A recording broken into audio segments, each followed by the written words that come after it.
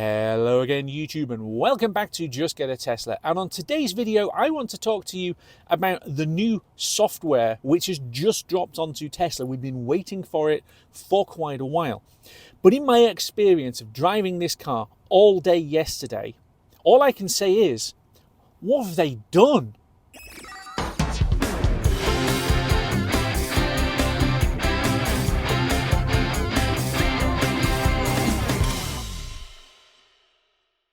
So just to give you a little bit of warning, this video is me talking primarily, and I'm inside the car rather than outside because, well, Storm Floris is blowing an absolute hoolie at the moment and making an absolute mess of things. So I'm probably safer inside the car if large things like trees and things are going to land on top of my head. Anyway, let's talk about the software. Tesla have got a fantastic track record of dropping massive software updates several times a year. We call them the spring update and the summer update. And this was the summer update. We've actually been waiting for it for quite a while here in Europe. So it's 2025.26. It is the latest new piece of software. And guys, if you're in North America watching this, watch it for entertainment purposes, but this doesn't really directly affect you, because don't forget, here in the global marketplace, we do not have FSD, which means we have a completely different software stack to you guys.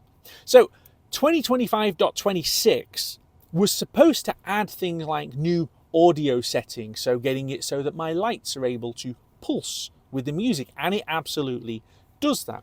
What it wasn't supposed to do was change a whole load of basic safety stuff. So let me explain to you how this happened. So I've been away for most of the last week down in southern England doing some business stuff. And before driving back yesterday morning, parked up at the Tesla Dartford supercharger, which is next to the service centre. And I've actually got the car plugged in and I'm having breakfast in the hotel. And the app tells me that it is downloading the new software update. I knew the software was there to update when I got back home because it had told me a couple of days earlier. But for whatever reason, the car hooked itself without my permission or being asked onto the Wi-Fi at the service centre and starts installing the update. I even tweeted about it. Cripes, I better increase the amount of charges I've got, because usually while it's doing software updates, it can't do anything else. So we end up where the car is updated onto the new summer software. I thought, I'm not going to faff around looking at any of this. We'll save it and do a video when we get back. And by the way, on this trip that I've just done, I didn't film a lot of it, so I don't have video inserts of what I'm about to tell you. I was traveling with the family. I had a boot full of stuff, and to be honest, I don't film every single thing that I do. So you're going to have to take my word for it, whether you want to or not. And I'm going to put what I experienced into two buckets: autopilot and systems. Because what I experienced driving back yesterday was a car that was radically different in the way that it was operating versus the same car that I've been driving all week, including the same trip in the southerly direction. So I'd already done a 600-mile trip in the car a few days earlier, everything working absolutely fine. Enhanced autopilot, which if you haven't seen the video where I accidentally added that on, go and watch it. But EAP working really well, making the trip nice and relaxing. The trip back yesterday was anything but relaxing. There are quite a few people who talk about Tesla and the autopilot systems and say that it has all of these problems, and phantom braking is something that gets talked about a huge amount. Phantom braking, where basically the car reacts to something, panics, and starts braking and braking hard. And I don't talk about it a lot because generally I don't get phantom braking. I can think of half a dozen incidents in the nearly 3 years that I've been driving Tesla Model Ys where the car has had a phantom braking incident. Until yesterday. Because yesterday it kept phantom braking at random for no particular reason, and quite often at the worst possible time. So you want to get it where you're going along in reasonably fast traffic, and then the car basically decides it's going to throw a 7 and try and back you up into the guys behind. This car did it, and it did it several times, to the point where you actually have to stamp your foot on the throttle to override the thing hard before anything bad happened. But it wasn't just phantom braking from speed.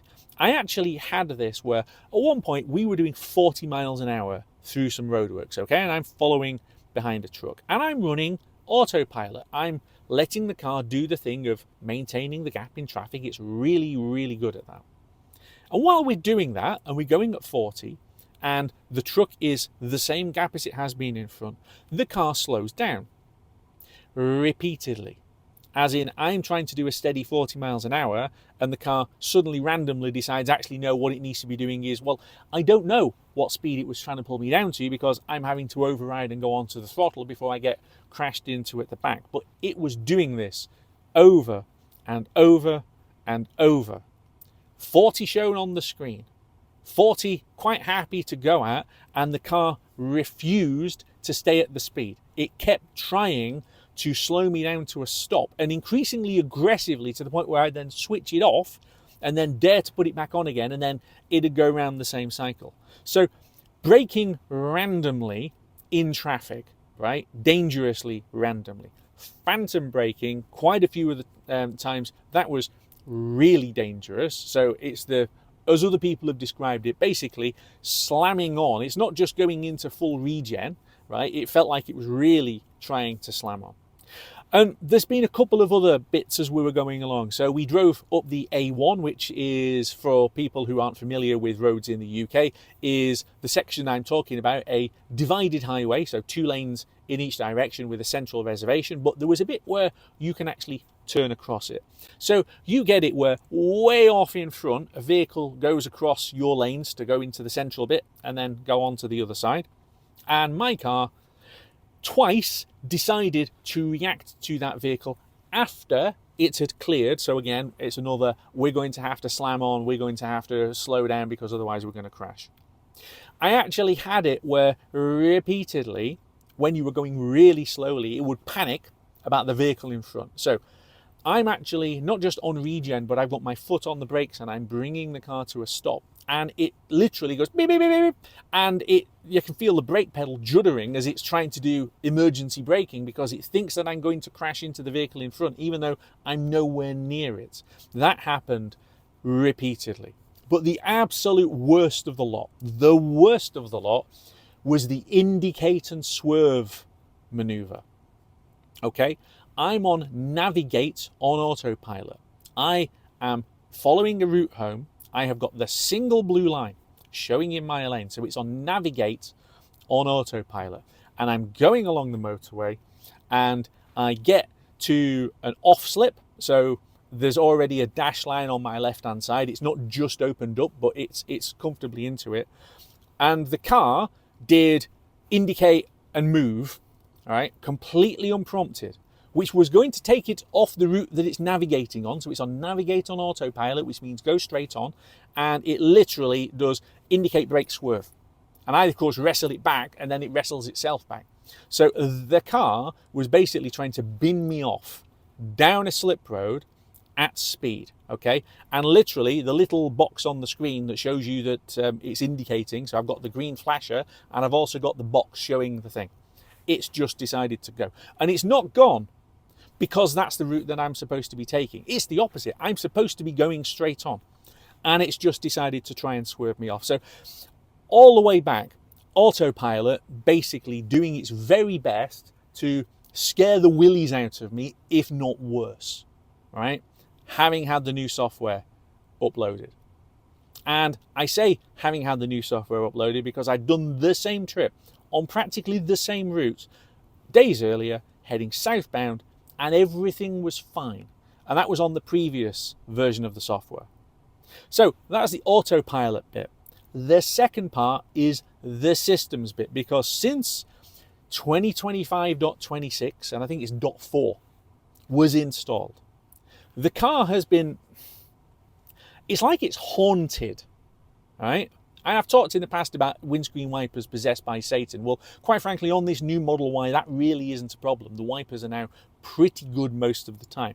But suddenly, this car is doing the stupid, and it's doing it repeatedly. So I've just been describing to you about the indicate and swerve maneuver, and as I said, it came up with the box on the screen where it's showing you the view out of the side camera. You can move that box and you can select where it goes on the screen, and I've got it where I want it to be bottom right on my screen, closest to the steering wheel but on the bottom, and you've put it there and it stays there for 6, 10, 15 uses, and then you indicate and it's moved and it keeps moving itself, and then I put it back and then it moves itself again, not with a consistent number of times, just at random it decides, oh no, I know you want me to be there, but I actually want to be up here and I'm going to keep going back up here. The other thing where that keeps happening is there's a speed chime warning. So if you are driving along and the speed limit changes, a little chime goes off and it warns you that the speed has changed. Except that mine keeps turning itself off now. I've got the chime going and it's actually there switched on, and then suddenly it's not chiming anymore and you go back into the menu and it's switched off. Why is it switching itself off? What exactly is it doing? And that's not the only thing that keeps appearing and disappearing. Ages and ages and ages ago, they added this display on screen. So you've got the actual speed limit and it will show you what the average speed is that you have done during an average speed zone. Now, I know where the average speed zones are on the routes that I drive pretty often. And I've driven, again, the same roads a few days earlier, and suddenly the average speed zone thing is mostly not there. And then occasionally it reappears and it goes back up and then it goes away again. So it's completely inconsistent as to whether the software is going to be working or not. And the other thing that's been utterly and maddeningly inconsistent suddenly is the app on my iPhone. And okay, so you can say, well, isn't that an iPhone thing? Well, I don't think it is. It's a connectivity thing. So I found that my iPhone app, after the new software was installed onto the car, didn't seem to want to stay connected to the car, because we made several stops yesterday on the way up. And how can I put this? I first noticed there was an issue when at the first services I'm pulling the phone out to check how much charge has gone in, and the car still is thinking that it's driving along the road and it's showing me the graphic of the car driving. It hasn't actually updated with the fact that the car is now parked and plugged in and charging. Despite the fact that the little thing, you've got the island thing at the top of an iPhone that shows you little icons and things. So that's telling me that I'm charging, but the main part of the app, when you go onto it, is telling me that I'm driving. And then it decided to lose connection with me completely, and I actually then had to go and set my phone up as a key so that I can access my car. Twice on the same trip. It's just doing the same thing.